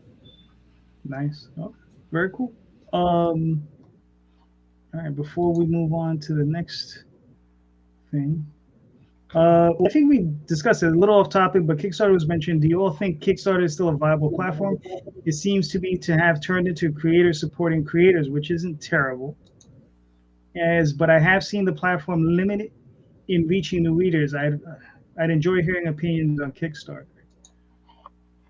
Yeah, I think we talked about that on the last show that I was on, where you have to be able to reach all your customers. So you need to be able to get those Kickstarters or those crowdfunders into the stores in front of people.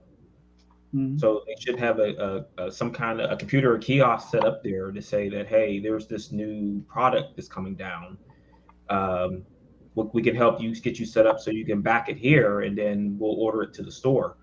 So I mean that's right. It's more like, how do you capture someone who doesn't know that that thing exists?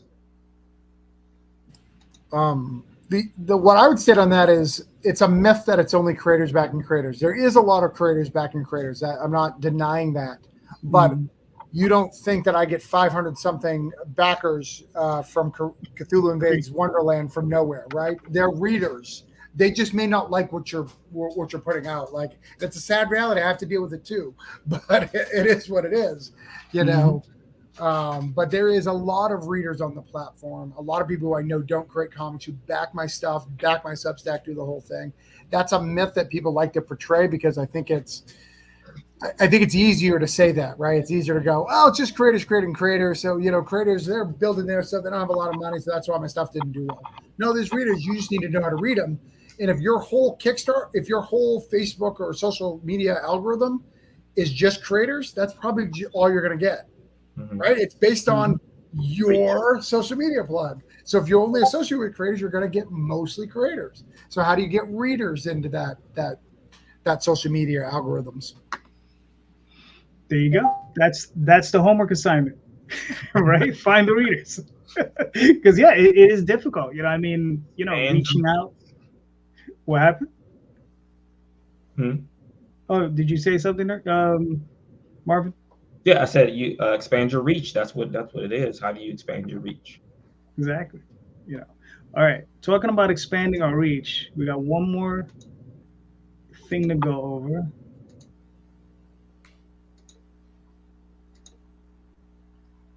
Marvin, I don't even know what the heck this is. Yeah, what is this? Talk to us. Didn't you get a package in the mail about this? Huh? Did you get a package about this? I did get a package about this, and it went right into the read pile. So you're on the pod. This is coffee. I got a coffee pack of this a while ago. It's fantastic. I highly recommend the coffee. Nice. Did you get powers? I got the Edge coffee. Did you get power from it?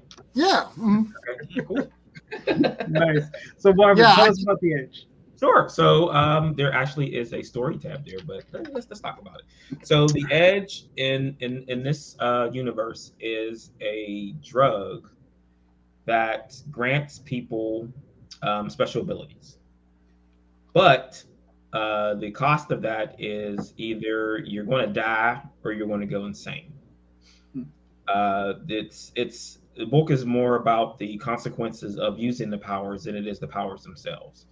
Most of the people who have these powers are unaware that they've been dosed with this agent, but it's a ticking clock for all of them. So you see here that we got our our lead antagonist, Revenant, who has the ability to duplicate himself. So if he bleeds, he duplicates.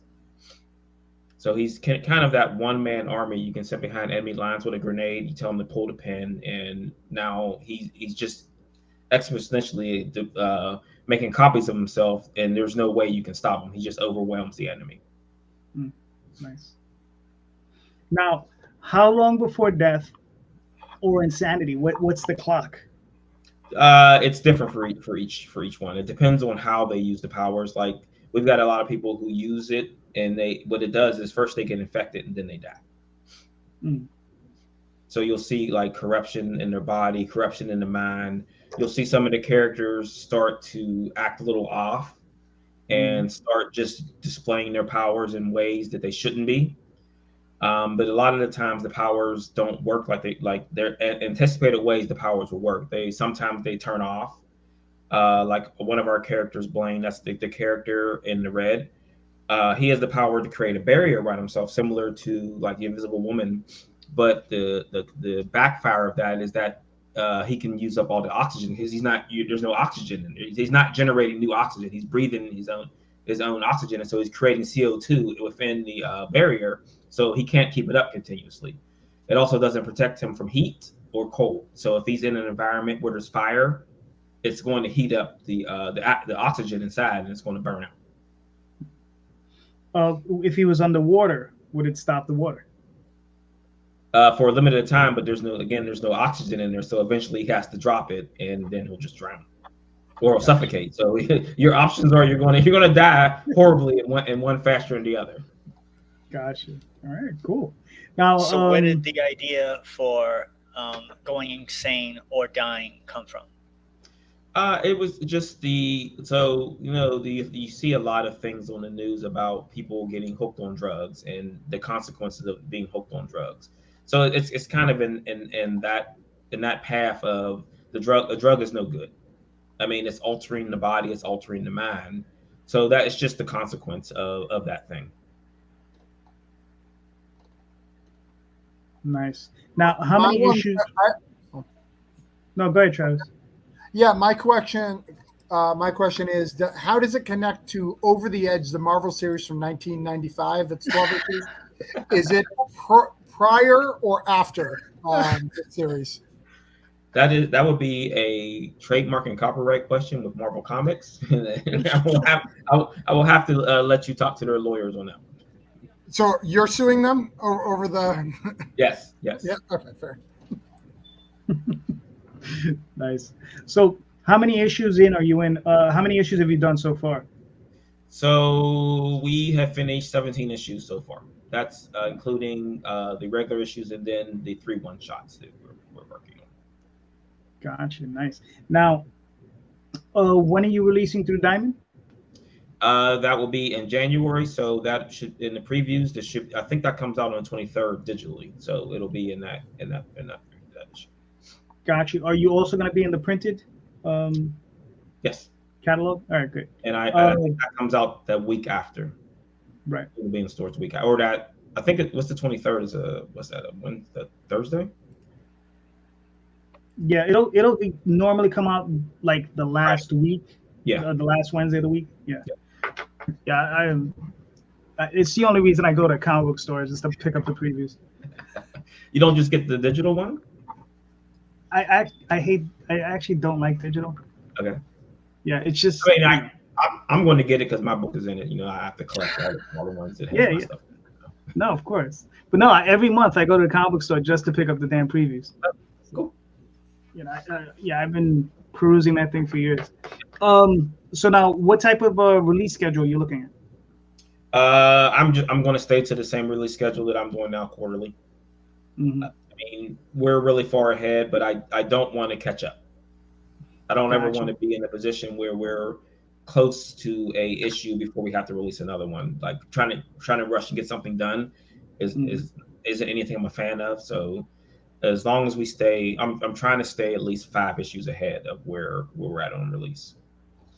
Gotcha. Now, being that you've done this for a while, and now did Diamond give you any pushback on the 3-month schedule or the quarterly schedule? They are really open on whatever the schedule you want to do now. Oh, okay. I don't know if it was different before, but when they asked, I mean, it was like it's actually on the form now where it says how do you want to release. It says monthly, bi-monthly, and quarterly on there now. Mm-hmm. I don't remember if it was on there before, but I mean they were open to it, so I mean it works for us. So being so far ahead creatively, do you find it more difficult or less difficult when you want to make changes based on what's happening around your surroundings in real life? So that actually did come up, and we did, and being ahead, it gave us an opportunity to go back and make and do some new things in the book. So we added pages to some of the books, and I actually removed some things from one of the books because of things that changed, and like I said, in our lives, that we were looking at one situation, we're like, oh, this is where we want to go, and then we changed our minds. So it allows us to do that. So we are being very flexible with what we do. So issue 10 is not going to be the same issue 10 that was originally going to be released. No. Very nice. Very nice. So all the socials are on there. We're doing theme songs for all the characters now also. So on December 17th, we're going to debut the full Revenant theme. Like, I think we've got like a couple minutes of it up on YouTube right now. Cool. That's very Thundercats of you. Everybody gets a theme song, man. It's cool. Yeah. All right. Like they said, and I'm going to get you, sucker. I'm gonna get you, sucker. Every good hero needs one. Good hero always needs a theme song. All right. William Pace says, "Hail nerds." I don't know what that's about, but what's up, nerds? What's up, JD? What's up, Brian? Brian's cool. I believe William. That's a term of endearment from William, though. I don't think that's a negative. I think it's a good thing. Yeah. Well, you know. All right. So I got this question. Do you guys think it's better to self-publish these days, or is it better to find the publisher these days? Just go it alone through Diamond, through Kickstarter, that sort of thing, or is it better to actually find, a publisher like Scout or Vault or any of these other companies? Travis, what are your thoughts on that? Well, I'm the wrong person to ask first, but I'll answer that. I think it depends on what your goal is, right? My goal is to work as high up this comics food chain as I can. So I need a distributor to help me move up that chain, right? Like, I go to Scout, then I go to Aftershock, then I go to Dark Horse, then I go to IDW. That's the path you got to take. Right. It's not the only path you can take, but it's the path that we know has results. So if that's your goal, then that's the case. But I think what gets people confused is they don't do the simple math of how much you're going to make, because they think, well, I could do this. If I send it to Scout, they're going to be able to, make all this more money. No, like, it's better if you can kickstart it, make your money. All right, I've made all the money I know possibly how, then to hand it over if that's possible. That's the best way to do it. So self-publishing has its advantages because you can get your money back a lot faster, a lot easier, versus the Scout. If I keep using Scout, I apologize. I'm not picking on Scout or SourcePoint or any of these companies. You have to have your series done. That's thousands of dollars of investment. If you don't have that, go the Kickstarter route, build your base, build your stuff, and then go from there before you can get to that route. Because I think that's what's killing a lot of these companies. These people, they're great creators, and they'll go to a small press, submit all their things. They'll do all the stuff. They'll invest, take out their loans, their 401ks to do their $20,000 to make a comic. And then when they make 6 back, they're very confused, right? So how do you stop that? And that's Kickstarter's the answer. And it also helps you build a fan base. So when you pitch that to a small publisher like Scout or SourcePoint, they know this is a trusted stuff that we can work with. All right, fair. Adam, what are your thoughts? My thoughts are that completely depends on the individual and their business acumen. If somebody doesn't know anything about business and they're not going to learn anything about business, because it's different to not know something and refuse to, right? But if you don't want to learn anything about business, then you shouldn't be published. Just simplistic. Me personally, I want full control of all my stuff, so I want to go through another publisher. And I also would not assume, no offense to any of the other publishers, but I'm not going to assume they know more about business than I do. But for a lot of creators, business isn't going to be just second nature to most people. So, it's stuck to the individual. Gotcha. All right, cool. Andre, just right in your wheelhouse. Oh, I don't know if I would call it in my wheelhouse. I've only worked with publishers. So for me as a Gotcha. writer, I want to separate hats here. So I'm going to say what I'm about to say. I'm saying as a writer. As a writer, if it doesn't get published by a publisher, I'm not interested. I don't write anything that doesn't get published. Period. I'm not looking to do anything else but that. So that's from the writer side. So that's said. Now, from a publisher point of view, I think, like I can say Scout, I'll just talk about Scout here for a second. And Scout has representation for multimedia. When you sign a contract with Scout, you actually have two contracts. You have a literary contract and you have a multimedia contract. That's what's one of the things that Scout or other publishers, not necessarily every publisher, but other publishers can offer. Now, keep in mind, the multimedia contract is a long shot. It's a long shot. But I think having people who are representatives in that business who are working, we have our representation is with Mosaic in Hollywood. It's better to have it than not. That's my opinion, So there's different things that a publisher can offer you that you can't get on your own. It's that simple. And again, with what Adam says with regard to business, I mean, I think that's a good, certainly a good point is you want to approach this as a business, understand, how this is going to go. I think it's very difficult. Now I'm switching my hat back to out of editor and back to writer. I think as a writer, it's very difficult to make a living. In fact, my advice to anybody who is a writer, get another job. Get another job, pay your bills with that other job, and writing is your side gig until it ain't. That's the way I would approach it. I think you'll be a lot healthier mentally, I think, instead of relying on writing to pay the bills. I think it's very hard to do that. I mean, that phrase starving artist, there's a reason why that's out there. It's very difficult to make a living as a creative, So I think taking that pressure off you, working another job that can, bring in a decent salary and take care of your base needs and stuff like that, it makes the other things possible. That's what I would recommend for people. Yeah. Okay. That's fair. Mark, what are you thinking? I'm thinking I'm going to go fill out the Scout submission thing as soon as we finish this Zoom call. StreamYard, sir. StreamYard.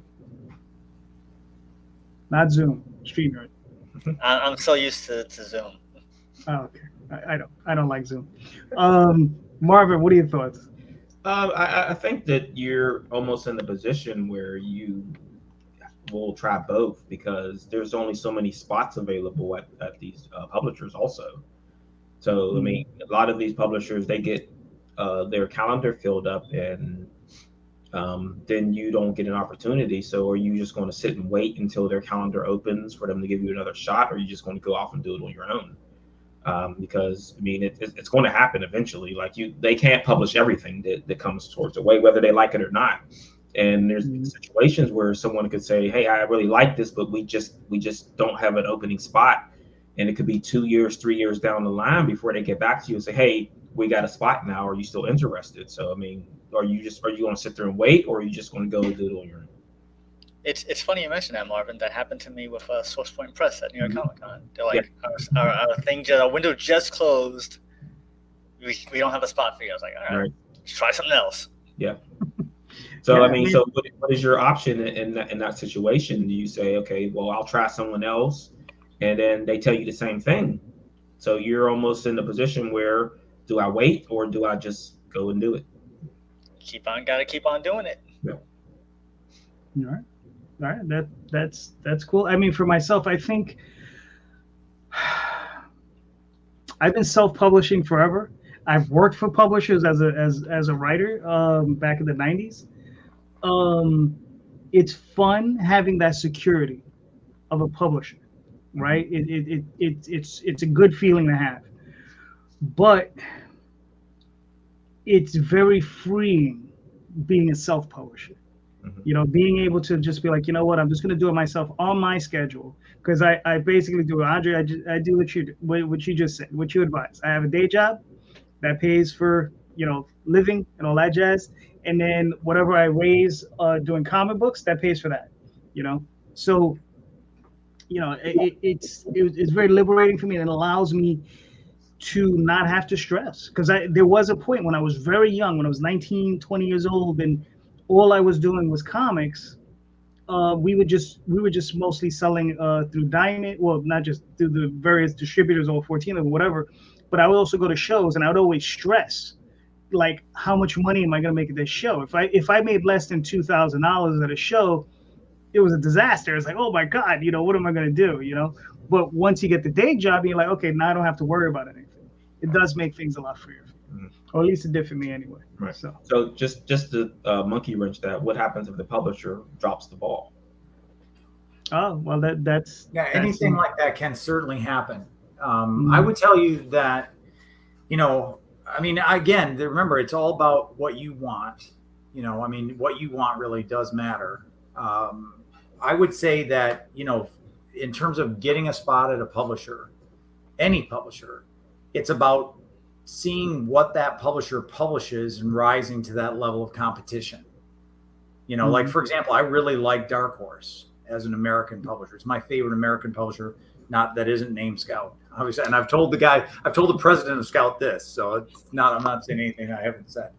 But that is a very elite level of competition, in terms of, so your art better be on point, your writing better be tight, you better have a concept that's going to grab them by the throat, But here's the thing, is that if you have a book, let's say you have a book that is very competitive, and I've seen this happen where we have a book, there was a book that a friend of mine and I put together, and, we showed it to Dark Horse and IDW, and both of them got back to us after the submission. And if you've ever submitted anything to these guys, that just getting a response, and inside 24 hours after you send it in, that says a lot about their interest level. If they're not interested, you're not going to hear anything from them, But as it turned out, in both those cases, both of them eventually passed, because it didn't fit their, publishing agenda. Now, we got that book published in a different press. But the point is that if you're able to compete or come close to competing at that level, you're going to find a press that you will be able to get a spot. So that's what I would say, is that it's competitive. Like I said, I'm not on the submission committee for Scout, but I get plenty of this conversation about it, and they're looking to take the very best projects. So be one of the best projects. Kick the door in where they have to take your project. Yeah, the other thing I think I would want to add to this that I didn't say in my thing, a publisher doesn't save you. I think a lot of people think a publisher is like the saving part of things. So once you get published, you're good. No. There's so much more work, when I got the Coins of Judas and even the Granite State Punk, it's, I send an email and it will be a week before I get a response, and not because of stuff. They've got 20 titles that are coming out every month. Like, it's not everything they can do. So when I have to get that email, I have to reply quickly. It's all on me to hustle when I get that email, and then not hustle the stuff. And then when it's in Diamond, I literally have 30 days to promote this, kind of like a Kickstarter. But unlike a Kickstarter, I can't knock on that door every day. I can't knock on that door on Tuesday because that's when they get comics and sell DC. Can't knock it on the weekends because they're too busy then. Can't knock it on Wednesday. So now I've got Monday, which half of them are closed on Monday. So I've got literally Thursday because most of them do magic on Friday night, literally Thursday to reach out to these comic stores. Like, that's it. So every Thursday, you've got to reach out to try to get to that stuff. You got to reach out to do that extra work, because it's not just your book. You're then competing against every other book. Hey, when I talk about store exclusives, I want them to buy my book. So how do I get them to do that? I have to go. I'm a better investment than the other 20 guys that are coming out that month, just in the catalog of my publishing company. That's not counting every other publishing company I'm against. Mm-hmm. So Jumping on what Travis is saying, just like I was saying about how this entertainment, movies, TVs is sort of like that. You get so far to get your on a network. That's the next step, is having people watch that as opposed to something else. Yeah. All right, cool. Gentlemen, thank you so much for being here. We made it to the 2 hour mark. We're here. So, like I said, this was awesome. Thank you, Travis. Thank you, Andre. Thank you, Adam. Thank you, Madeleine, for showing up. Mark, Marvin, always a pleasure. You know how it is. Adam, please let everybody know where they can find you and your website and your work. comicsmainstream.com for the distribution end, darkslinger.com for the publishing end. Darkslinger Comics or Comics Mainstream on pretty much every social media thing except for TikTok. I'm not on TikTok with any of my profiles, but otherwise we can be found on Instagram, Twitter, Facebook, all that stuff. All right, cool. Andre, where can they find you and your work, sir? theshepherdcomic.com and of course scoutcomics.com. All right, very nice. Travis? So go to my Substack, travisgibb.substack.com. That's where I'll tell you about all the Orange Cone stuff, whether it's coming out through Band of Bards, whether it's coming out through Scout, whether it's coming out on Kickstarter, where I start slamming your door starting January again. That's where you find me to get all that good stuff. Though I am concerned about all the messages I've been sending to Adam Watson on TikTok. So that's concerning. So I'm going to have to address that after the show. Nice. All my TikTok dancers go to some random Adam Watson and not this dude. There is another Adam Watson that creates comics. Oh, I nice. told him the Highlander had out at one of the shows, and I haven't seen him at any other show since then. Well, Adam, you look. I've never met you in person, but you look like a big guy. I mean, tall. 6 foot. Yep, there you go. Tall enough. Yep, tall, definitely. Mark, where can they find you and your work, sir? So it's always easiest to just Google It Came From the Radio.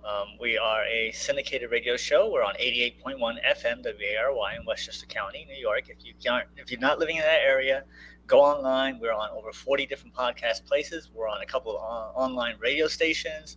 If you just type that in, you can find us. Facebook and Twitter are the ones that I use. We have an Instagram, but I haven't touched that in the longest time. Oh, and we have a live show the second Wednesday of every month, courtesy of the East Meadow Public Library, East Meadow, New York. We have one coming up this week. We have a stand-up comedian and a disabled writer, Louis M. Cruz. So if you want information on that, it's free to be part of the virtual audience. That is www.eastmeadow.info. You go on, you can register free, be part of the in-studio audience virtually. And then starting in January, we're going to be going back to in-person live shows every second Wednesday of the month, so you have to go down to the East Meadow Public Library. But we release a new show every week, www.itcamefromradio.com. All right, cool. Marvin? Yes, sir. So just head on over to theedgecomic.com. All my socials are there. Our next show will be in February. We'll be up near Penn State in Happy Valley.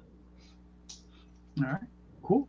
So my name is JD Calderon. You can find me here most Sundays. I occasionally take a Sunday off, like Christmas. We won't be here. But the OutdoorChronicles.com. The holiday Christmas, I'm not going to be here. We're not going to be here, no. But I will be here for New Year's. So we'll do that day. That's embarrassing that you're not coming for Christmas. I know. But, we have to take a break for the family, But we'll do New Year's. We're going to do an open mic, so that'll be interesting. We'll do a countdown? We're going to have a countdown? No, it's Sunday. It's already New Year's Day. Ah. Yeah, there you go. Right.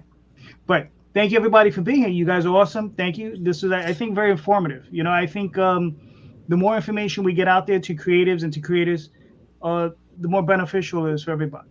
I think, like I said, Adam, what you're doing, Andre over at Scout, Travis, the stuff you've been doing is fantastic.